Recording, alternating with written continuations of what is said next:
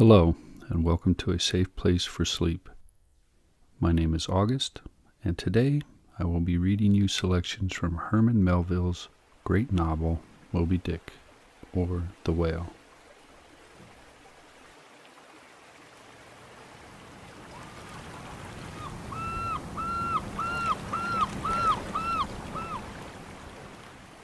Melville's story follows a boatman named Ishmael and his journey on the Pequod.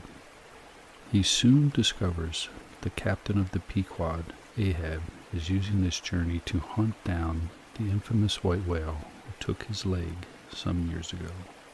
The rights for Moby Dick are in the public domain.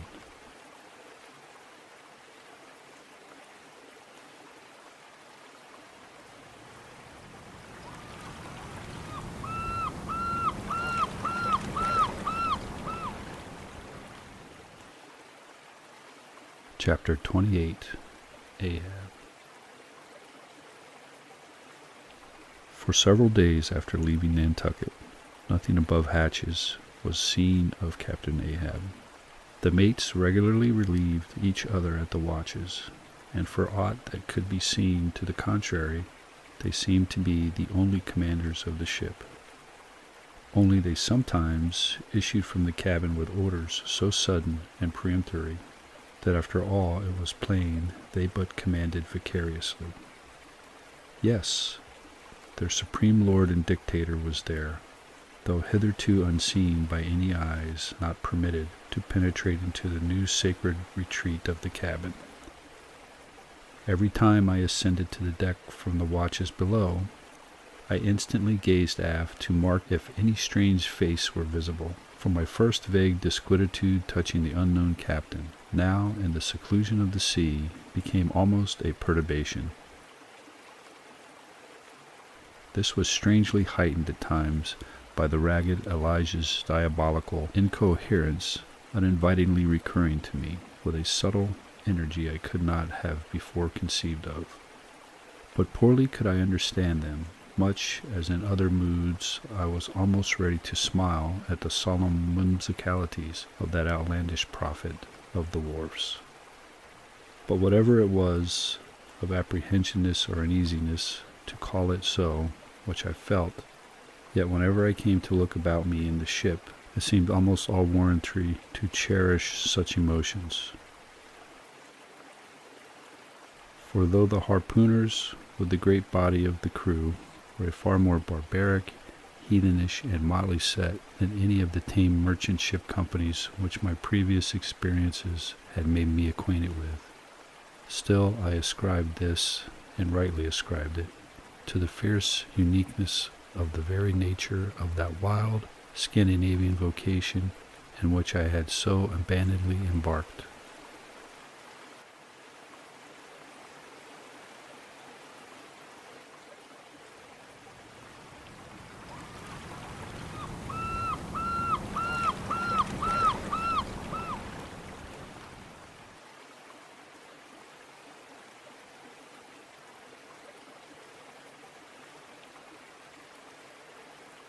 But it was especially the aspect of the three chief officers of the ship, the mates, which was most forcibly calculated to allay these colorless misgivings, and induce confidence and cheerfulness in every presentment of the voyage.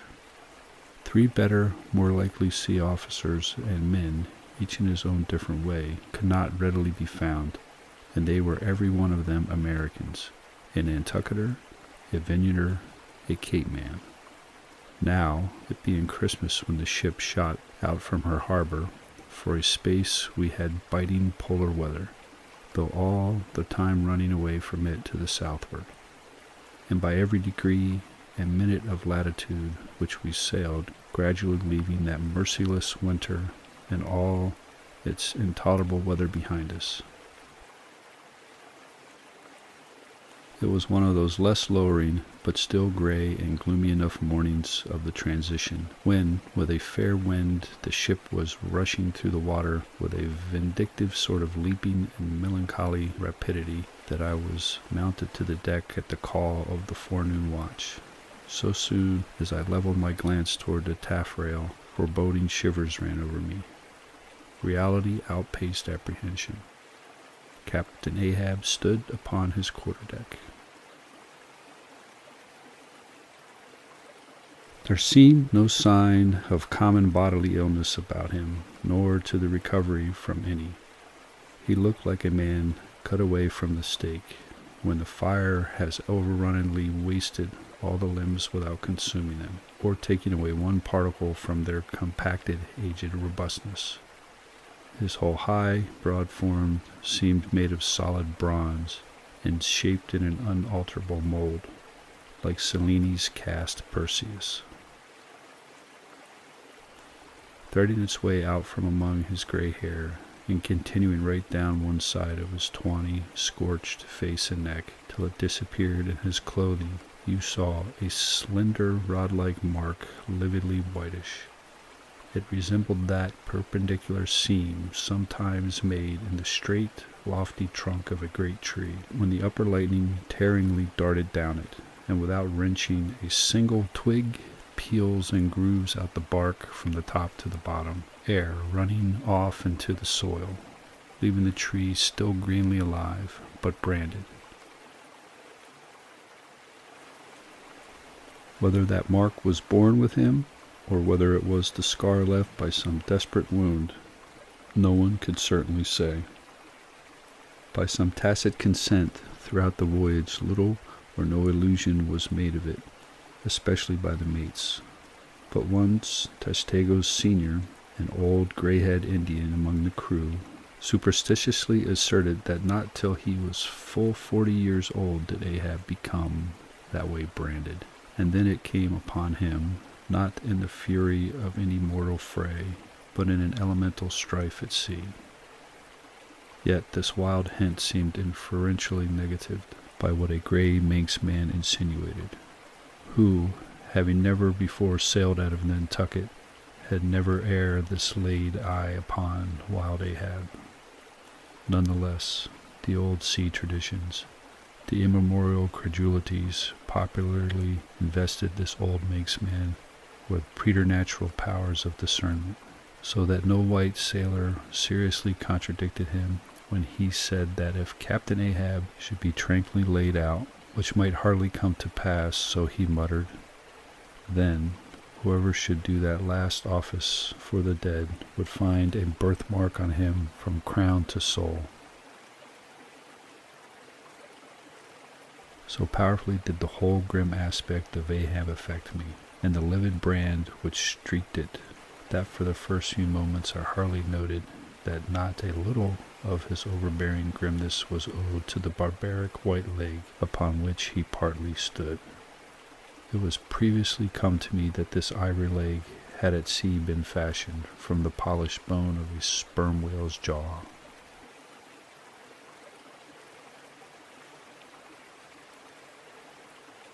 I was struck with the singular posture he maintained. Upon each side of the Pequod's quarterdeck, and pretty close to the mizzen shrouds, there was an auger hole, bored about half an inch or so into the plank. His bone leg steadied in that hole, one arm elevated and holding by the shroud.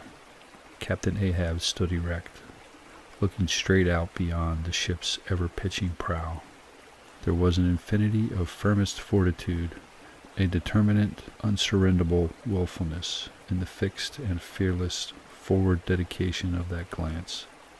Not a word he spoke, nor did his officers say aught to him, though by all their minutest gestures and expressions they plainly showed the uneasy, if not painful, consciousness of being under a troubled master eye.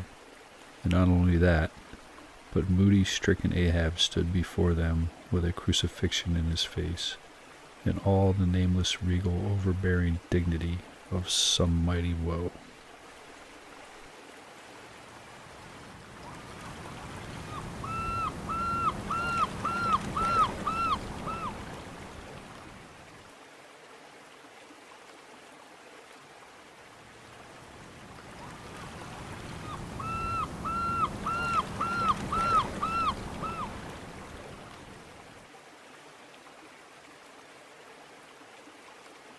Ere long from his first visit in the air, he withdrew into his cabin, but after that morning he was ever visible to the crew, either standing in his pivot hole, or seated upon an ivory stool he had, or heavily walking the deck. As the sky grew less gloomy, indeed, began to grow a little genial, he became less and less a recluse, as if, when the ship had sailed from home, nothing but the dead wintry bleakness of the sea had then kept him so secluded. And by, it came to pass that he was almost continually in the air, but, as yet, for all that he said, or perceptibly did, on that last sunny deck, he seemed as uneasy there as another mast. But the Pequod was only making a passage voyage, not regularly cruising. Nearly all whaling preparations needed supervision. The mates were fully competent, so that there was little or nothing out of himself to employ or excite Ahab. Now, and thus chase away for that other interval. The clouds that layer upon layer were piled upon his brow, as ever all clouds choose the loftiest peaks to pile themselves upon. Nevertheless, ere long, the warm, warbling persuasiveness of the pleasant holiday weather we came to seemed gradually to charm him from his mood. For, as when the red-cheeked dancing girls, April and May, trip home to the wintry, misanthropic woods, even the barest, ruggedest, most thunder-clodded old oak will at least send forth some few green sprouts to welcome such glad-hearted visitants. So Ahab did, in the end, a little respond to the playful allurings of that girlish air. More than once did he put forth the faint blossom of a look which, in any other man, would have flowered out in a smile.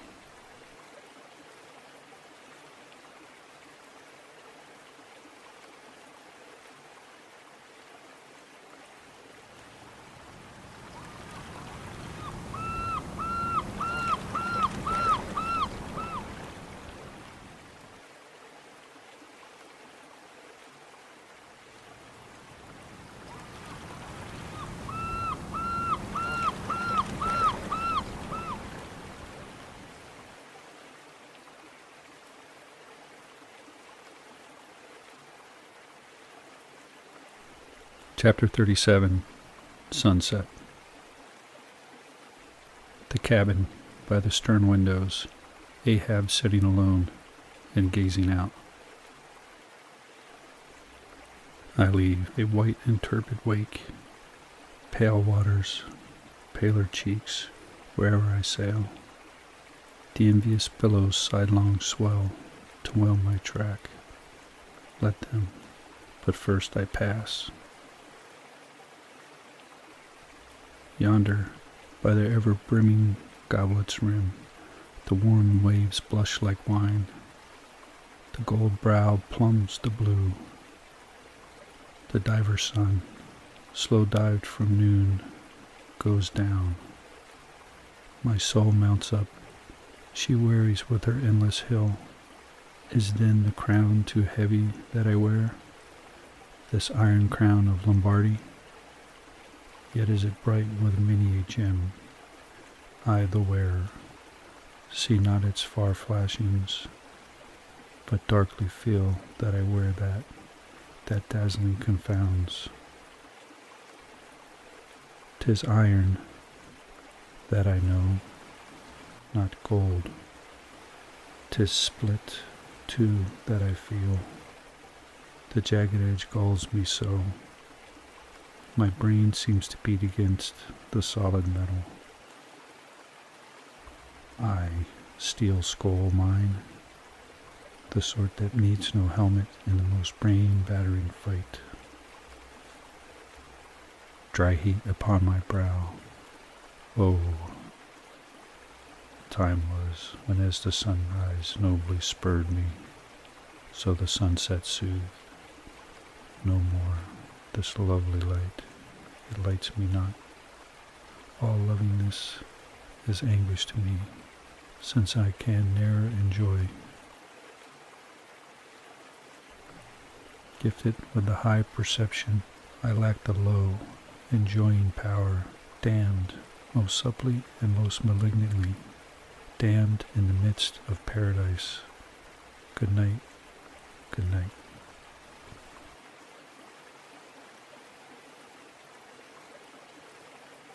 'Twas not so hard a task, I thought, to find one stubborn at the least, but my one cogged circle fits into all their various wheels, and they revolve.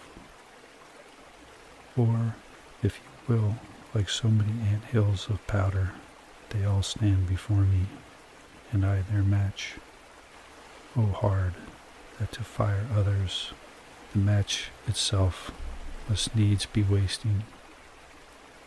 What I've dared, I've willed, and what I've willed, I'll do. They think me mad, Starbuck does, but I'm demonic. I am madness maddened. That wild madness that's only calm to comprehend itself. The prophecy was that I should be dismembered, and I lost this leg. I now prophesy that I will dismember my dismemberer. Now then, be the prophet and the fulfiller one. That's more than ye great gods, ever were. I laugh and hoot at ye cricket players, ye pugilists, ye deaf Burks and blinded Bendigos. I will not say, as schoolboys do to bullies, take someone of your own size. Don't pummel me. No, you've knocked me down, and I am up again. But you have run and hidden. Come forth from behind your cotton bags. I have no long gun to reach ye. Come, Ahab's compliments to ye. Come and see if ye can swerve me. Swerve me. Ye cannot swerve me, else ye swerve yourself. Man has ye there, swerve me. The path to my fixed purpose is laid with iron rails, whereon my soul is grooved to run. Over unsounded gorges, through the rifled hearts of mountains, under torrents' beds, unerringly I rush. Naught's an obstacle, naught's an angle to the iron way.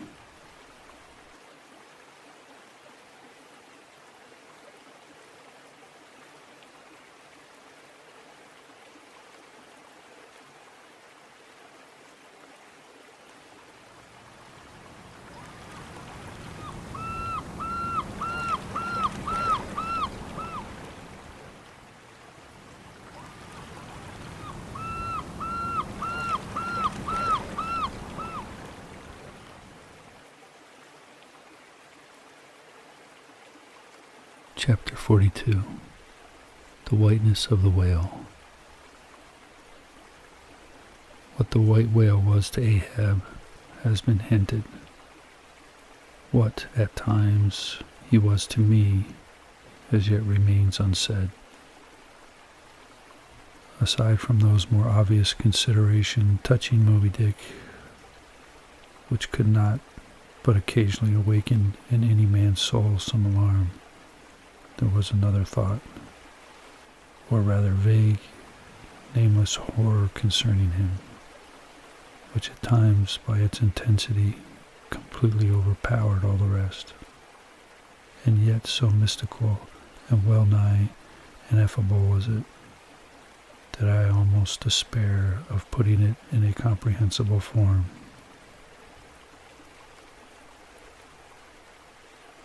It was the whiteness of the whale that above all things appalled me, but how can I hope to explain myself here?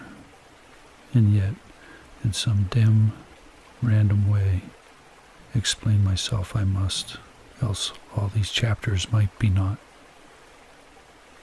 Though in many natural objects, whiteness refinedly enhances beauty, as if imparting some special virtue of its own, as in marbles, japonicas, and pearls, and through various nations have in some way recognized a certain royal preeminence to this ewe, even the barbaric, grand old kings of Pegu, placing the title Lord of the White Elephants above all their magniloquent aspirations of dominion, and the modern kings of Siam unfurling the same snow-white quadrupled in the royal standard,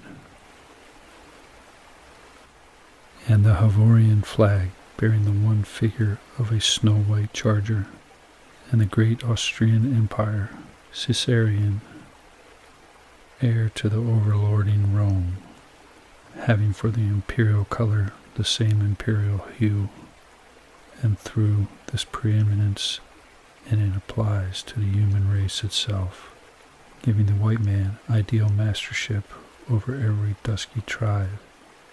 And though, besides all this, whiteness has been ever made significant of gladness, for among the Romans a white stone marked a jolly day, and though in other mortal symphonies and symbolizes the same hue is made the emblem of many touching, noble things, the innocence of brides, the banality of age.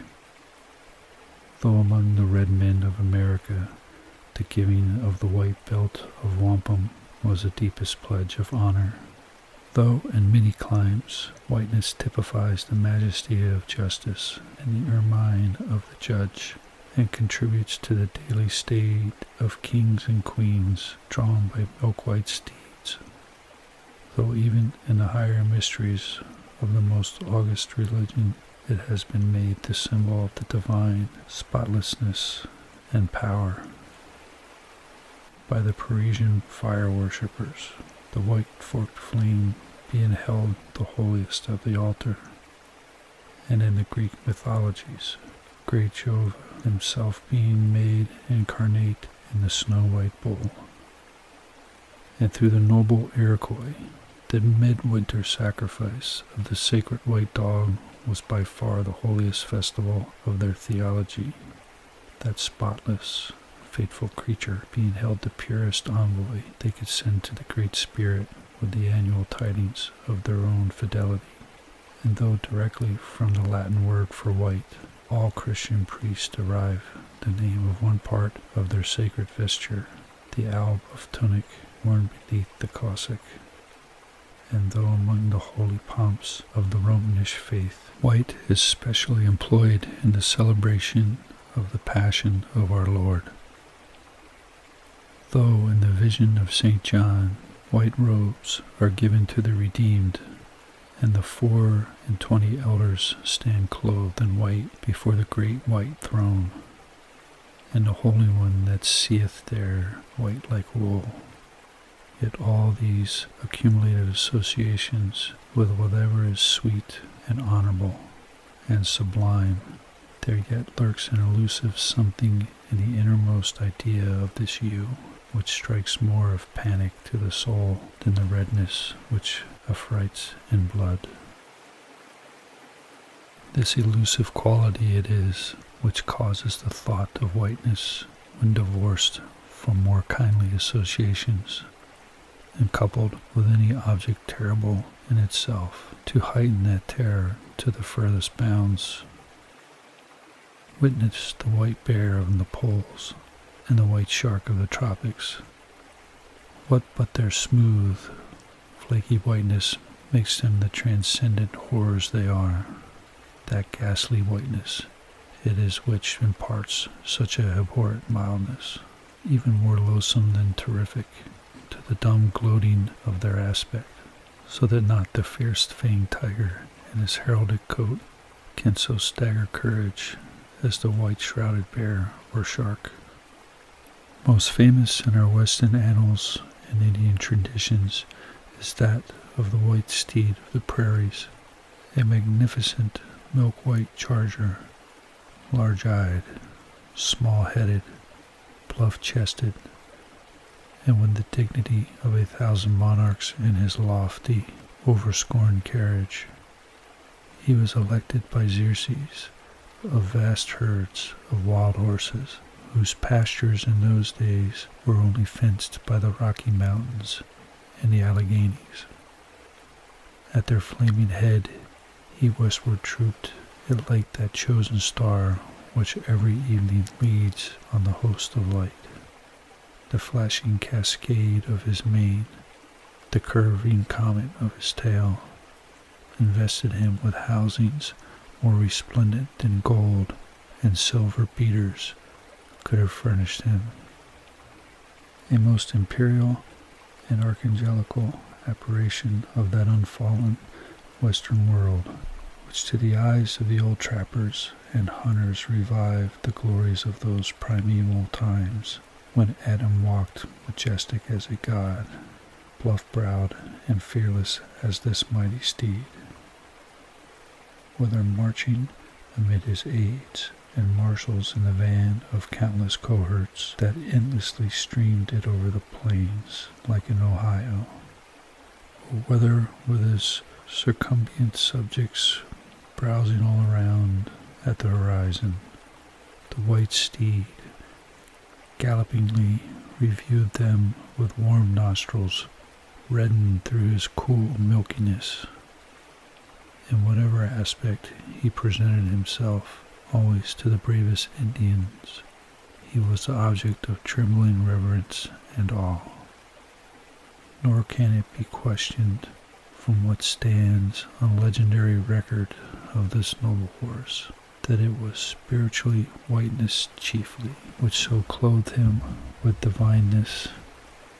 Nor can it be questioned from what stands on legendary record of this noble horse, which so clothed him with divineness, and that this divineness had that in it which, though commanding worship, at the same time enforced a certain nameless terror. But there are other instances where this whiteness loses all the accessory and strange glory which invest in the white steed and albatross. What is it that in the albino man so peculiarly repels and often shocks the eye, as if sometimes he is loathed by his own kith and kin? It is that whiteness which invests him, a thing expressed by the name he bears. The albino is as well made as other men, has no substantive deformity, and yet his mere aspect of all-pervading whiteness makes him more strangely hideous than the ugliest abortion. Why should this be so?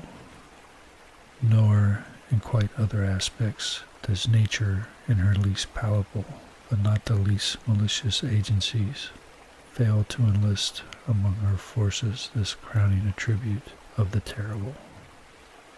From its snowy aspect, the gauntleted ghost of the southern seas has been dominated the white squall. Nor, in some historic instances, has the art of human malice omitted so potent an auxiliary. How wildly it heightens the effect of that passage in Froissart, when masked the snowy symbol of their faction, the desperate white hoods of Ghent murder their bailiff in the marketplace. Nor, in some things, does the common, hereditary experience of all mankind fail to bear witness to the supernaturalism of this hue.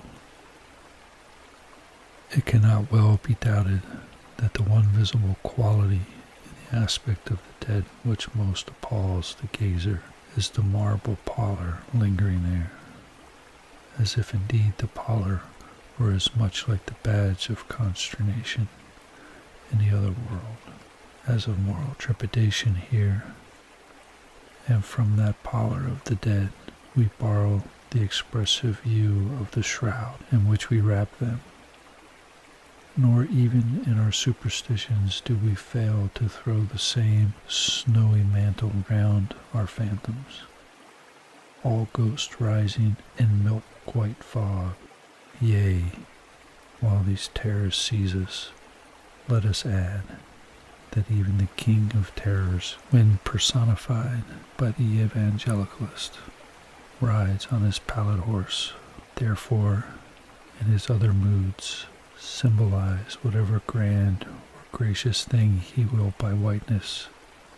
No man can deny that in its proudest idealized significance it calls up a peculiar apparition to the soul. Thus then, the muffled rollings of the milky sea, the bleak rustling of the festooned frost of mountains, the desolate shiftings of the windrowed snows of prairies, and this, to Ishmael, are as the shaking of that buffalo robe to the frightened colt, though neither knows where lie the nameless things of which the mystic sign gives forth such hints.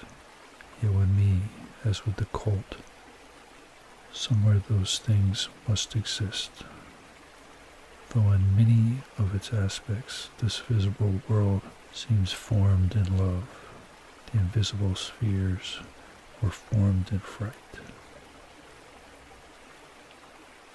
But not yet have we solved the incantation of this whiteness and learned why it appeals with such power to the soul. And more strange and far more portentous, why, as we have seen, it is at once the most meaning symbol of spiritual things, nay, the very veil of the Christian's deity, and yet should be as it is, the intensifying agent in things the most appalling to mankind. Is it that by its indefiniteness it shadows forth the heartless voids and immensities of the universe, and stabs us from behind with the thought of annihilation when beholding the white depths of the Milky Way? Or is it that as in essence whiteness is not so much a color as the visible absence of color, and at the same time the concrete of all colors? Is it for these reasons that there is such a dumb blankness, full of meaning, in a wide landscape of snows, a colorless, all color of atheism from which we shrink? And we consider blank start, and when we consider that other theory of the natural philosophers, that all other earthly hues, every stately or lovely emblazoning, the sweet tinges of sunset skies and woods, yea, and the gilded velvets of butterflies, and the butterfly cheeks of young girls, all these are but subtle deceits, not actually inherent in substances, but only laid on from without, so that all defied natural absolutely paints like the harlot, whose allurements cover nothing but the charnel house within. And when we proceed further and consider that the mystical cosmetic which produces every one of her hues, the great principle of light, forever remains white or colorless in itself, and in operating without medium upon matter, would touch all objects, even tulips and roses, with its own blank tinge. Pondering all this, the palsied universe leaves before us a leper, and like willful travelers in Lapland who refuse to wear coloring glasses upon their eyes, so the wretched infidel gazes, himself blind in the monumental white shroud that wraps all the prospects around him. And of all these things, the albino whale was the symbol. Wonder ye then at the fiery hunt,